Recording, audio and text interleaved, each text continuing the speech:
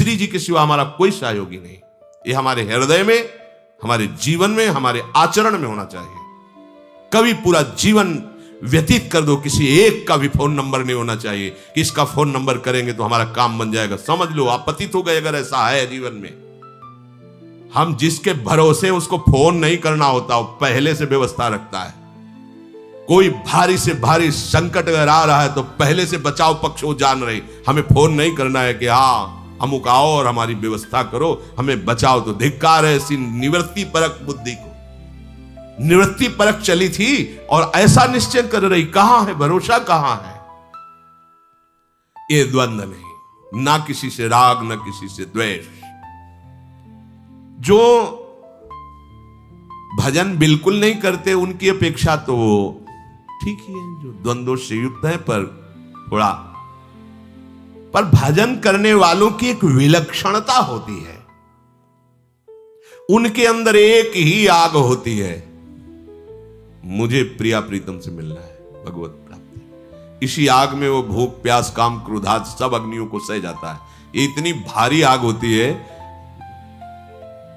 कोई भी वेग उसको परास्त नहीं कर सकता, कोई भी वेग परास्त नहीं कर सकता। ऐसा कभी चित्त में नहीं आया। गुरु कृपा से, आराध्य देव की कृपा से कई कई दिन भोजन नहीं मिला, कष्ट पे कष्ट है, पर कभी ऐसा नहीं आया कि चलो 2-4 दिन घर घूम आते हैं। कभी जीवन, जिस दिन से जन्मभूमि का त्याग हुआ, उस दिन से कभी जन्मभूमि में बैठ के कवल भोजन नहीं हुआ। कभी दोबारा उधर, जिस दिन से वो क्षेत्र छोड़ा, गुरु कृपा से कभी दोबारा दर्शन नहीं हुआ। ये कृपा से हुआ है, हमारे बल की बात नहीं है, कृपा से हुआ है।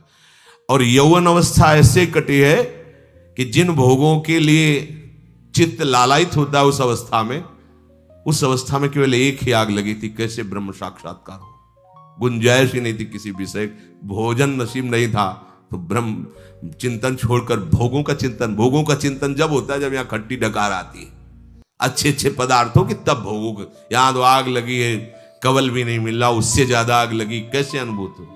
मैं इस शरीर को जन्म जन्मांतरों से स्वीकार की हुई डोल रहा हूं, मेरा स्वरूप क्या है, कैसे इसकी अनुभूति। काशी के घाटों में यही पागलपन चढ़ा था, कैसे मुझे ब्रह्मानुभूति हो, क्या मेरा स्वरूप है, कैसे साक्षात्कार हो। जिसके अंदर ये आग जल जाती फिर वहां गुंजाइश नहीं। यहां भजन करने वालों की विलक्षणता के लिए प्रभु वर्णन कर रहे हैं, जिनका उद्देश्य केवल भगवत प्राप्ति है,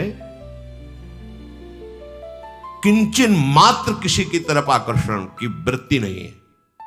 भजन करने का स्वरूप यह है।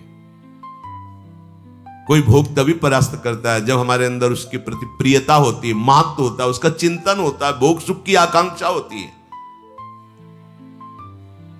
जब लगन लग गई प्रभु से मिलने की तो भोग कैसे आकर्षित कर सकता है। ब्रह्मादिक के भोग सब विषम लागत ताई, विष सम लागत ताई, नारायण ब्रज चंद की लगन लगी है जाए। मनुष्य शरीर ये मिला है, अब हम जब भगवत आश्रित भगवत लक्ष्य वाले हैं तो इसका निर्वाह केवल प्रभु के ऊपर, केवल एक भरोसो, एक बल, एक आस विश्वास, एक राम घनश्याम हित चातक तुलसीदास। बने तो रघुवर ते बने, बिगड़े तो भरपूर, तुलसी और अंते बने ताबरी में बिंदु। भगवत प्रियता जागी तो पीछे रत्नावती जी के पावन चरित्र में सुना, उन्होंने कहा आज से मैं नियम लेती हूं, इस राजा का अन्न नहीं खाऊंगी, पति हैं उन, आज से इस राज अन्न का त्याग कर नहीं। ऐसे ही मार्ग में चला जाता है, केवल भगवद आश्रय।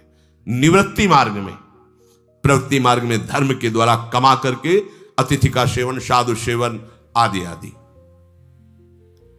भगवत कृपा से भगवत प्राप्ति होगी ऐसा उसका दृढ़ निश्चय हो जाता है। इससे बड़ा कोई पुण्यात्मा सृष्टि में नहीं है। जिसके हृदय में ये निश्चय हो, जितने भी पुण्य हैं, पुण्य के अनुष्ठान हैं, ये सब आधे हैं। पूरा पुण्य क्या होता है, मुझे इसी जन्म में भगवत प्राप्ति करनी, इस बात से बढ़कर कोई पुण्य ही नहीं है, कोई तीर्थ नहीं महान इससे बढ़कर जे ही ये लक्ष्य आएगा, सारे पाप नष्ट होना प्रारंभ हो जाएंगे। जितने तीर्थों का अवगाहन दान पुण्य है, वो सब आधा पुण्य है। पूर्ण पुण्य क्या है? सबसे बड़ा सुकृत क्या है? भगवान का आश्रय लेकर भगवत भजन करते हुए भगवत प्राप्ति करना। इससे बड़ा कोई सुकृत नहीं है। संसार में जितने भी हैं सब आधे पाप हैं। पूरा पाप क्या है? भगवान से विमुख होकर अपने को भगवान के मार्ग में ना लाकर संसार के मार्ग में लगाना, ये पूरा पाप। भगवत विमुख पूरा और पाप आधा, दोनों मिलके 1.5। संसार में केवल 1.5 पाप है और 1.5 पुण्य है। प्रभु के सन्मुख होकर भगवत प्राप्ति का उपाय करते हुए आगे बढ़ना सबसे बड़ा पुण्य। प्रभु से विमुख होकर संसार के भोगों को भोगना सबसे बड़ा पाप। उपासक को जैसी पवित्रता इस बात से प्राप्त होती है, मुझे इसी जन्म में श्यामाजू के चरणों में पहुंचना है, जीते जी पहुंचना है। यह निश्चय, यह हृदय का निश्चय होता है। अब इस बड़ी बात के आगे कोई बात टिकेगी नहीं। अगर ये बात आ गई, सब बातें फेल हो जाएंगी। ये बात की बात है। अगर ये बात आ गई तो अब कोई बात तुम्हें परास्त नहीं कर सकती। जहां राधा चरणारविंद की प्राप्ति की बात आई, वहां कोई बाधा प्रवेश ही नहीं कर सकती। एक तरफ प्रभु की तरफ चलने का निश्चय और दूसरी तरफ जितनी भी क्रियाएं हैं वो सब अपने प्रभु के लिए पूरा हो गया। अब इससे बड़ा कोई पवित्र नहीं, इससे बड़ा कोई अनुष्ठान नहीं, इससे बड़ा कोई ज्ञान नहीं। समझ लो, हमारा जीवन भगवत प्राप्ति के लिए हम निश्चय करते हैं इसी जन्म में हम श्यामा श्याम के समीप पहुंचेंगे। ये एक। अब आधा जितनी क्रियाएं हैं वो सब श्यामा श्याम की प्रसन्नता के लिए करेंगे। अपूर्ण हम क्या है, क्रियाएं तो भागवतिक करते हैं पर निश्चय नहीं हो पा रहा, समर्पण आत्मसमर्पण नहीं हो पा रहा। इसलिए आधा ही है हिसाब किताब। बार बार हम विक्षेप को प्राप्त होते रहते हैं। अच्छे से समझ, हमें श्री जी से मिलना है, हमें सुखी होना है, ऐसा मान लो। हमें आगे जन्म मरण के दुख में नहीं फंसना, हमें प्रभु से मिलना है, ये पहला निश्चय। अब इसको क्रियान्वित करो। जितनी मन वचन कर्म से चेष्टाएं वो सब आराध्य देव के लिए करो। बस सारा ज्ञान हो गया। यही सब शास्त्रों का सार है। चाहे जितना पढ़ लो, चाहे जितना सुन लो, सबका सार यही, इतना ही सार है। हरि से विमुख हो और भोगों के संग्रह में, भोगों के भोगने में लगे हो, इससे बड़ा कोई पाप नहीं है। इसमें सब पाप समाहित हो जाएंगे। जिनका लक्ष्य केवल प्रभु है वो सब सुकृतिवान है। सुकृतिना भगवान ने कहा है। और जिनका लक्ष्य भोग संग्रह और भोग भोगना है वो दुष्कृति है, वो मूढ़ है। प्रभु के लक्ष्य में एक महान बात यह कि पुराने जितने पाप और पाप के संस्कारों सब भस्म हो जाते हैं। ये देखो बड़ी खास बात। कोई और अनुष्ठान करने की जरूरत नहीं। कृच्छ व्रत, चंद्रायण व्रत, ये सब बड़े से बड़े शास्त्रों में प्रायश्चित वर्णन है। जिसने लक्ष्य कर लिया मुझे भगवत प्राप्ति करनी है, ये अंदर का निश्चय पूर्व के पाप और पाप वासनाओं को भस्म कर देता है। ये किसी तीर्थ में ताकत नहीं, ये तीर्थ में ताकत नहीं। बहुत जब बिल्कुल सांगोपांग तीर्थ का सेवन करोगे तो पाप नष्ट होगा, पाप वासना नहीं। लेकिन हरिचरणारविंद की प्राप्ति का निश्चय पूर्व पाप और पाप की वासना को भी भस्म कर देता है। उसके हृदय में स्वयं भगवान विराजमान होकर आगे पाप नहीं होने देते। यदि चूक हो जाती है तो उसको कोई अन्य आश्रय, अन्य प्रायश्चित करने की जरूरत नहीं। भगवान हृदय में बैठकर सब पवित्र कर देते हैं। विकर्म यच्चोत्पतितम कथंचित धुनोति सर्वम हृदय सन्निविष्टा। भगवान स्वयं कह रहे, मैं उसके हृदय में बैठ करके स्वयं अब संचालन करता हूं। अगर कहीं उसका देहाभिमान जरा सा बकाया स्फुरित हुआ, कोई चूक हो गई, तो मैं हृदय में उसके बैठा हूं। इसलिए धुनोति सर्वम हृदय सन्निविष्टा, मैं धोकर सब बहा देता हूं उसकी अपवित्रता को। यह है भगवद आश्रय। सच्चे हृदय से केवल तुम्हें चलना और यंत्रवत चलना है, कठपुतली बन के चलना है। जैसे नचाए कठपुतली वाला वैसे ही नाचना है। ते द्वंद्व मोह निर्मुक्ता भजन्ते माम दृढ़ व्रताः। जब भगवान की तरफ चलते हैं तो कई प्रकार के द्वंद्व लग जाते हैं। भगवान का तो भजन करना है, पर यह भी तो कर्तव्य है संसार के रिश्ते नातों का निर्वाह करें। परिवार के जन ऐसा भी उपदेश करने लगते हैं, वो आते हैं तो अब आप निरपेक्ष वृत्ति धारण किए, तो क्या सीखा अभी तक भजन में? मतलब पढ़े लिखे, शास्त्र पढ़ते हैं, क्या सीखा? सर्वत्र भगवान है तो तुमको हम में भगवान नहीं दिखाई देते? हम तुम्हारे भैया हैं, हमारे से बात क्यों नहीं करते? हमारे से क्या, तुमने क्या भजन किया यार? हमें तो समझ में तो सब नाटक ही चल रहा है तुम्हारा। अगर भजन किया सब में भगवान, तो हम में तुमको दुश्मन नजर आता है। हमें क्यों भगवान नजर नहीं आते? हमें क्यों नहीं पास बैठने देते? क्यों नहीं बात करते? एक बार पूज्य स्वामी श्री अनंग बुधाश्रम स्वामी जी महाराज, ये सब महिमायुक्त महापुरुष है, प्राय दिगंबर ही रहते थे। इनके पिताजी आए इनसे मिलने के लिए, भाग पड़े, आसन में बैठे थे, उठे भाग पड़े, नहीं मिले। बाद में आए तो संतों ने कहा महाराज आपकी स्थिति तो ऐसी, आपको क्या? उनका नहीं, शास्त्र की आज्ञा है। पूर्व शरीर परिचित जनों से जो संसारिक राग से हैं, जो मुझे बेटा समझते हैं, जो मुझे संसारिक संबंध से संबोधन करते हैं, हमारा उनसे कोई संबंध नहीं। अगर ये विरक्त होकर भगवत मार्ग के पथिक होते तो खड़ा होकर इनका आदर करता, लेकिन वो उसी भाव से, ये अपने भाव में रहें तो इनका भी कल्याण हो जाएगा, क्योंकि हम अपने भाव में हैं और इनको मानना है कि मेरा पुत्र है इसलिए इनका कल्याण हो जाएगा। लेकिन यदि हम इस भाव को स्वीकार किया कि हम इनके पुत्र हैं, अब नहीं, इसकी सिद्धि इसी में होती है, इस मार्ग की। अभी प्रकट होकर जा रहे हैं, पीछे भगवान व्यासदेव जी जैसे पिता बुला रहे श्री सुखदेव जी को, एक बार भी मुड़कर पीछे नहीं देखा, एक बार भी मुड़ करके नहीं देखा। यम प्रव्रजेत मनुपेत मपेत कृत्यम द्वैपायनो विरह कातर आजुहाओ पुत्रेति तन्मय तया तरवो भिने दुस्तम सर्वभूत हृदय मुनिमान तोस्मे। हा पुत्र, एक बार भी मुड़कर नहीं देखे। कौन है पिता? भगवान के अवतार श्री व्यासदेव जी। ऐसा निवृत्ति मार्ग एक अलग मार्ग है, इसमें केवल नाते नेह राम के मनियत सुहद सुसेव्य जहानो, केवल भगवत संबंध से बस। आप वैष्णव हैं, भगवत चिन्हों से युक्त हैं, आप बैठिए चर्चा कीजिए श्री जी की, बस। अन्य संबंध से हमारा नहीं। प्रभु में लगे या अपने कर्तव्यों का पालन करें, द्वंद्व होते हैं उपासक के अंदर। यहां द्वंद्व मोह निर्मुक्ता तब भजन्ते माम दृढ़ व्रताः, भगवान कह रहे हैं। जब हमने लक्ष्य बना लिया भगवत प्राप्ति, तो अब हमारा परम कर्तव्य है, साधारण धर्म का पालन किया जाता है। परम धर्म की प्राप्ति के लिए परम धर्म में स्थित होने पर साधारण धर्मों का त्याग कर दिया जाता है।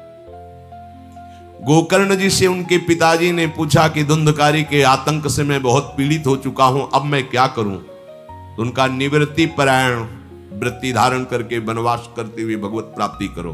कैसे करूं? जीवन तो गृहस्थी में बीता है। तो उन्होंने उपदेश किया, धर्मम भजस्व सततम त्यज लोक धर्मान सेवन सदा साधु पुरुषं जहि काम तृष्णाम अन्यस्य दोष गुण चिंतन मासु मुक्त्वा सेवा कथा रस महो नितराम पिबत्वम। निश्चित तुम्हें भगवत प्राप्ति हो जाएगी अगर ऐसे चलोगे। कैसे?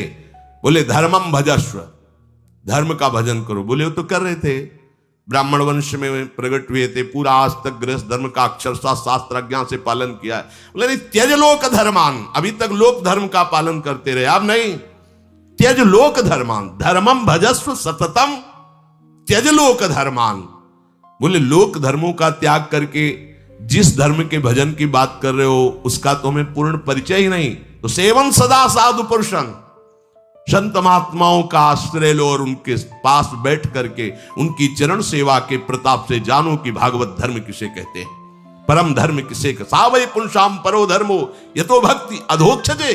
भगवान अधोक्षज चरणों में जो अविरल भक्ति है वही परम धर्म है, और इसकी प्राप्ति संतों के आश्रय से होती है। सेवन सदा साधु पुरुषं, साधु पुरुषों के समीप रहने पर भी धोखा हो जाएगा यदि सावधान नहीं रहोगे।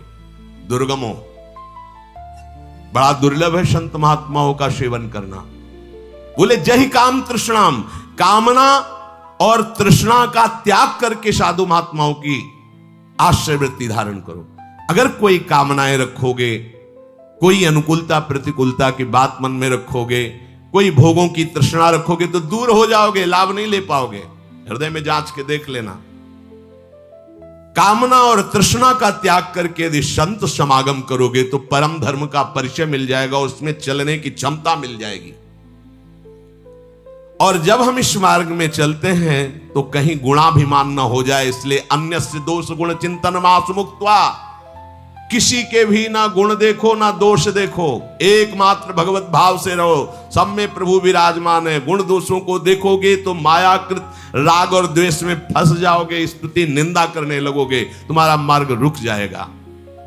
अन्यस्य दोष गुण चिंतन मासु मुक्त्वा, समय कैसे व्यतीत हो, सेवा कथा रसम हो नितराम पिबत्वम, ठाकुर जी की सेवा, संत सेवा, जगत सेवा, भगवत भाव से निरंतर भगवान के नाम गुण रूप लीला का गायन श्रवण और चिंतन करते रहो, इसी से भगवत प्राप्ति हो जाएगी। तो जब हम प्रभु के मार्ग में चल दिए तो उपासक के लिए यह द्वंद्व नहीं होना चाहिए कि हम कर्तव्य का पालन करें कि भजन करें। भजन परम कर्तव्य है। जो भजन करते हुए कार्य करोगे सब सिद्ध सेवा पूजा बन जाएगी। अगर भजन छूटता है तो सो सब कर्म धर्म जर जाओ, वो कर्म नहीं, वो धर्म नहीं जो भगवत विस्मरण करा दे। जोग कुजोग ज्ञान अज्ञान हो, वो जोग जोग नहीं है, वो ज्ञान ज्ञान नहीं है जिसमें भगवत चरण अरविंद का विस्मरण हो जाए। प्रभु का भजन बड़े भाग्यवानों को अवसर मिल रहा है। भाग्य उसी का, हरि कृपा हो गई।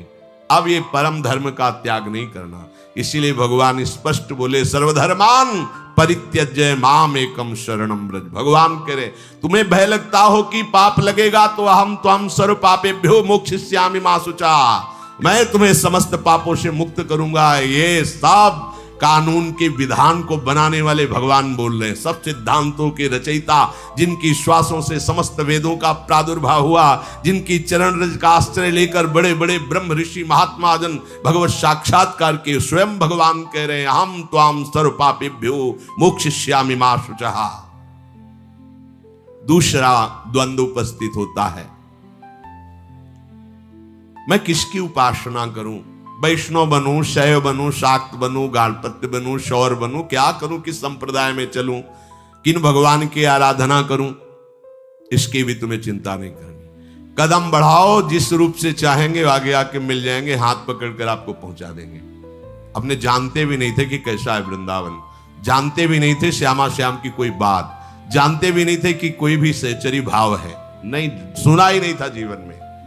ऐसे पकड़ करके हाथ और स्वयं वो चलाते हुए वहां पहुंचा देंगे जहां तुम्हें पहुंचना है। तुम्हें कोई निर्णय नहीं करना, तुम्हें तो एक ही निर्णय करना है, जीवन भगवान को दे दिया। अब वो जिस रूप में चाहे, जैसे चाहे मेरा स्वीकार करें तो आगे का मार्ग प्रशस्त हो जाएगा।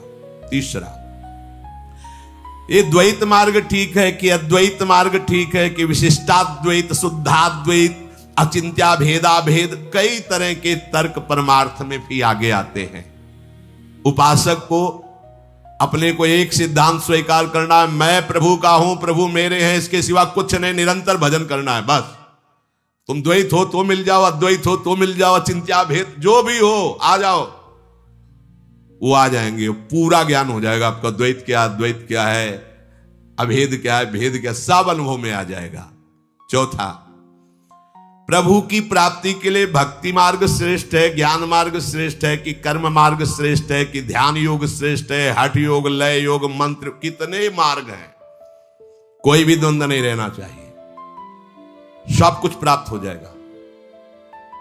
योग मार्ग में कुंडलिनी जागृत सबसे बड़ी उपलब्धि मानी जाती है, फिर उसी के द्वारा सुषुम्ना मार्ग खुलता है और ब्रह्म साक्षात्कार समाधि तक पहुंचता है। नाम जप करते रहो, पता भी नहीं चलेगा कब कुंडलिनी जागृत हो गई।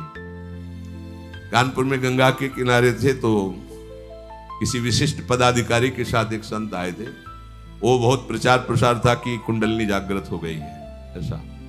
तो जो हमारे समीप आए तो प्रणाम भगवत भाव से हुआ, फिर वो ऐसे शुरू हो गए। पूर्व से ऐसा रहा है कि ब्रह्मबोध संपन्न महापुरुषों का आश्रय रहा, इसलिए कभी कहीं आकर्षण नहीं हुआ, कहीं कोई संशय नहीं हुआ। अब वो थोड़ी देर बाद रुके और कहने लगे कि महाराज हमें कुंडलनी जागृत हो गई। हमने तो प्रश्न ही नहीं किया, वो हमें तो नहीं बोले। ये जो चेष्टा देख करके आपको कुछ आश्चर्य होगा? कोई सर्वाश्चर्य प्रभु को देख रहे हैं तो आपके इस आश्चर्य से क्या होगा? फिर हम कहा जब आपने बोला ही तो आपको बता दें, ये बंद करो सब। ये बेचारे प्राकृतिक पद के अभिमान वाले या प्राकृतिक भोगों में भोगने वाले, आप इनको बहला फुसला करके अपना जीवन नष्ट कर रहे हैं, कुछ नहीं है। कुंडलनी जागृत का मतलब खोपड़ी हिलाना नहीं है, ये करना नहीं। कुंडलनी कोई वैसा नहीं कोई भूत का आवेश आता है, नहीं, उसमें दशा होती है। अगर योग मार्ग से कुंडलनी जागृत हो रही तो पहले अखंड ब्रह्मचारी, प्राणवायु का संशोधन और पद्मासन सिद्ध, पृथ्वी से कम 1 बीता ऊंचे आसन सिद्ध उसे माना जाता है। पृथ्वी में उसका नीचे का हिस्सा टिकेगा नहीं, 1 बीता ऊंचा है। अब कुंडलनी जागृत, कुछ नहीं, आराम से लेटे लेटे कुंडलनी जागृत हो जाए। राधा राधा राधा राधा। जितनी दिव्य शक्तियां योग में है वो सब बिना किसी श्रम के भगवान नाम जप करने वाले के हृदय में जागृत हो जाती है। अपने स्वरूप का बोध जो बहुत कठिन है, क्योंकि देह राग छोड़ना कठिन है, सहज में हो जाता है। प्रभु को सम्यक रूप से जाना ही केवल भक्ति भाव से जाना जाता है। जब हम उनका आश्रय लेकर नाम जप करेंगे, सब अपना परिचय दे देंगे। हमें किसी भी द्वंद्व में नहीं फंसना। हमें बस एक निश्चय रखना है कि हम एक भी श्वास खाली नहीं जाने देंगे, भजन का अंतराय नहीं होने देंगे। प्रभु के सिवा हमारा कोई नहीं है। प्रभु हमारे जीवन धन है, सब कुछ प्राप्त हो जाएगा। मान लीजिए सम्यक ज्ञान जागृत हो जाता है। सम्यक ज्ञान, जिधर वृत्ति जाएगी उधर पूरा का पूरा पर्दा फाश हो जाएगा, क्योंकि आपके अंदर अध्यात्म पावर जागृत हो चुका है। भगवत प्राप्ति का लक्ष्य निरंतर भजन, बड़ी दिव्यता है इस बात में, बड़ी दिव्यता है। 5वां, जब हम भजन मार्ग में चलते हैं तो लोग हमारी बुराई करते हैं, उपहास करते हैं, निंदा करते हैं, तिरस्कार। तो भजन इसीलिए शुरू किया था कि सबको आपको प्रणाम करें, भजनानंदी कहें, आपको बहुत बड़ा माने, इसलिए आप भजन शुरू किए थे क्या? यह द्वंद्व नहीं होना चाहिए। भजन मार्ग में हम चल रहे हैं, हमारा कोई उपहास करेगा, पक्का करेगा, करेगा ही, क्योंकि यही प्रोसेस है। बिना इसके आप परिपक्व नहीं हो सकते। आवे में मटकी को रखा ही जाएगा, तभी वो कोई द्रवित पदार्थ रखने की क्षमता रख पाएगी। ऐसे ही आपका हृदय तभी भगवत रस का अधिकारी बनेगा जब सीधे गाली सुनकर मुस्कुरा के चल दोगे, अपमान निंदा सुन करके मुस्कुरा के चल। बड़ी कृपा है, प्रभु की बड़ी कृपा है, आपको ऐसा अनुभव होगा।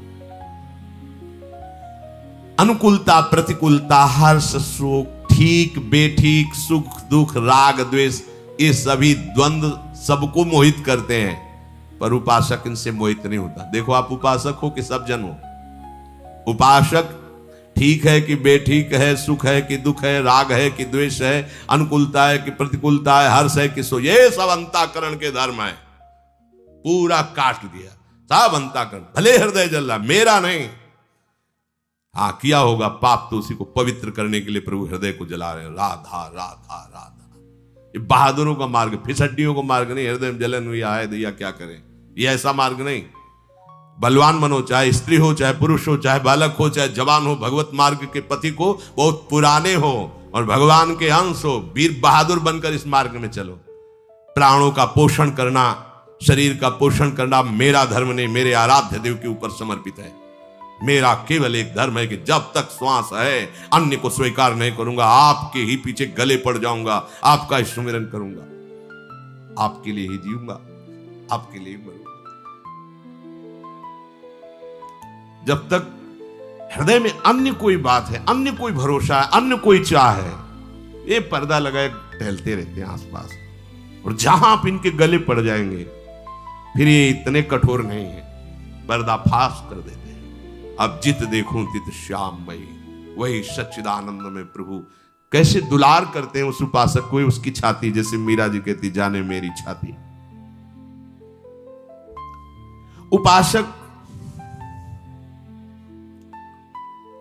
किसी भी द्वंद्व में कहीं भी अटके नहीं। एकमात्र अपने आराध्य देव बस उनकी रुचि का पोषण करता रहे। उपासक और संसारी में इतना अंतर है, संसारी अपनी रुचि का पोषण करता है, प्रभु से भी अपनी रुचि का पोषण कराना चाहता है। ध्यान देना, उपासक अपनी रुचि का पोषण अपने आराध्य देव से, गुरुदेव से कराना चाहता है। कैसा उपासक है?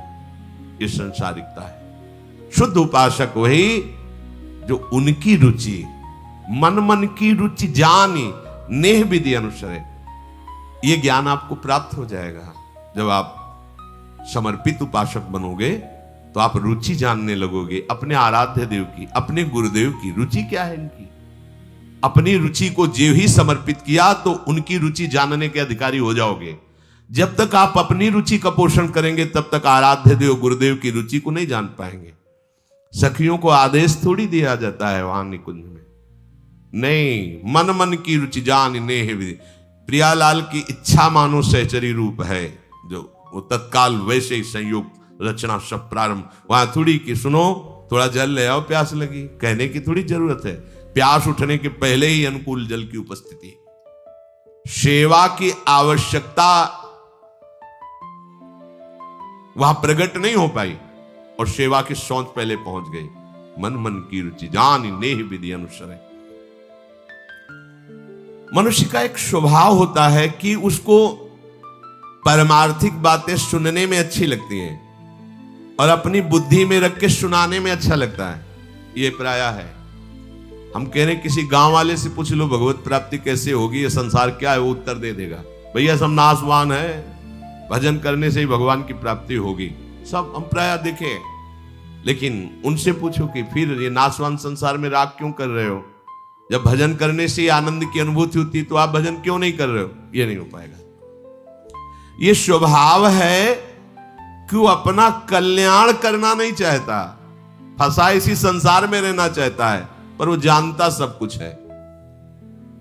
मनुष्य जन्म की सफलता इस जानकारी में नहीं है। अपना कल्याण कर लो, भगवत प्राप्ति कर लो, ये जानकारी को अपने आचरण में उतार लो। व्यवहार में आता है तो ऐसे जो जानकार जन हैं वो सोचते हैं कि भैया काम चलेगा रुपया से। केवल ये सोचने से या जानकारी से काम थोड़ी चलने वाला है। हम भी जानते हैं संसार नाशवान, पर जिएंगे कैसे भाई? रुपया चाहिए, हमें तो कामना की पूर्ति चाहिए, बेटी का ब्याह करना है, अमुक अमुक कार्य है। भजन ब्याह करवा देगा क्या? भजन जो है अमुक काम, भजन को इतना छोटा समझे हो क्या? अरे जिसने इस संपूर्ण प्रपंच को रखा है, भजन करने वालों के आगे वो ग्रीवा झुका देते हैं। तुम संतात उरिन मैना। गोपीजनों से क्या प्रभु श्री कृष्ण कह रहे हैं? बहुत जन्म लेकर अनंत काल तक यदि हम तुम्हें सुख पहुंचाए तो भी हम तुम्हारे ऋणी रहेंगे, तुम्हारे प्रेम के ऋणी रहेंगे। यह है भजन। क्या दुर्लभ है, अभी तुम जाना ही नहीं, क्या दुर्लभ है भजन करने वालों के लिए, आपको पता नहीं। सब कुछ व्यवस्थित ढंग से हो जाएगा। बालिका के पैदा होने के पहले ब्याह निश्चय उसके हो चुका है। पैदा हो रही है, निश्चय कि इसको ये दूल्हा मिलेगा। जो विधना ने लिख दिए, छठी राव के अंक, राई घटे न तिल बढ़े, रहुरे जीव निशंक। सुनाओ भरत भावी प्रबल बिलक कहो मुनिनाथ, हान लाभ जीवन मरण ये जस अपजस ये सब विधान में लिख चुका है। एक बात विधान में नहीं लिखी कि भगवान मिलेंगे। इस बात को तुम विधान रचो। अब तुम ऐसा निश्चय करो कि ये जन्म भगवत प्राप्त, वो विधान है। मानो जिनके घरों में जिनके द्वारा घर चल रहा था वो किसी कारणवश उनकी आयु समाप्त हुई, पधार गए तो उनके घर में ताला लग गया, सब भूखों मर गए। किसी के ब्याह नहीं हुए, किसी का उत्सव नहीं हुआ, क्या पता लगा लो किसी का नहीं रुका आज तक। क्यों? वो विधान है, वो चल रहा है।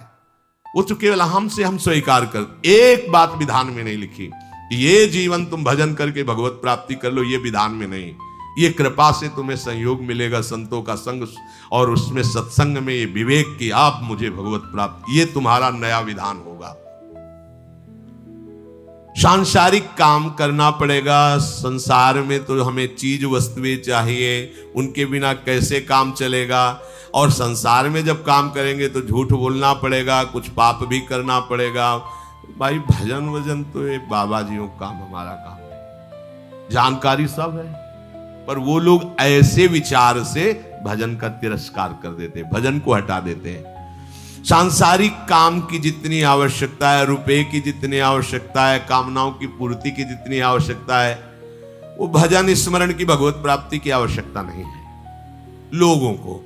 देख लीजिए आप, अगर भजन स्मरण की तुम्हारे अंदर आवश्यकता हो जाए तो सब आवश्यकताएं अपने आप पूर्ण हो जाएंगी, और ये बड़ा काम हो जाएगा कि अनेक जन्मों से जो प्रभु से विमुख भटक रहे थे वो भगवत प्राप्ति हो जाएगी। एक महापुरुष कहते थे, जैसे दो लकड़ियों के घर्षण से अग्नि पैदा हो जाती है, ऐसे ही जिह्वा और नाम के घर्षण से दिव्य शक्ति पैदा हो जाती।